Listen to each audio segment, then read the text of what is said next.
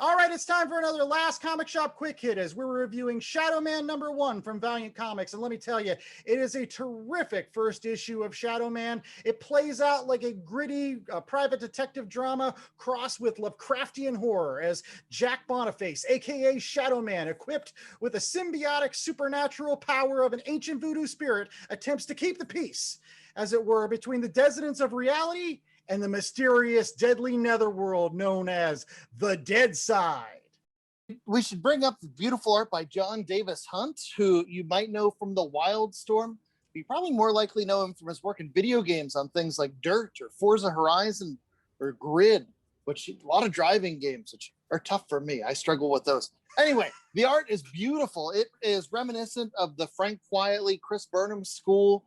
Lots of detail, beautiful, scary, all at the same time. Great job on the art front with this one.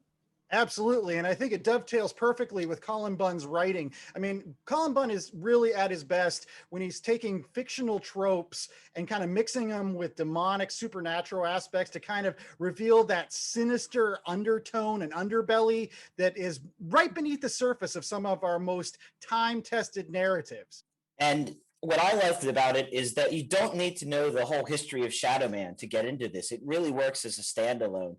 So you don't have to have read the other volumes going back to all the way into the 90s to really get into the book. Though I will say, for me personally, I needed a bit more jazz. Where's the jazz, man? He looks at a saxophone. Yeah, it wasn't that how he was given the unpredictability as a fighter back in the old 90s series. He was a jazz musician. He improvised his fights, exactly. I needed some jazz. Regardless, I think there's a lot of New Orleans in this script. I think it's lots of fun. Make sure that you get out to your local comic shop before April 5th and pre-order your copy of Shadowman #1 so you don't miss out on this terrific series. And make sure that you check out our podcast at www.lastcomicshoppodcast.com every week for more comic book reviews.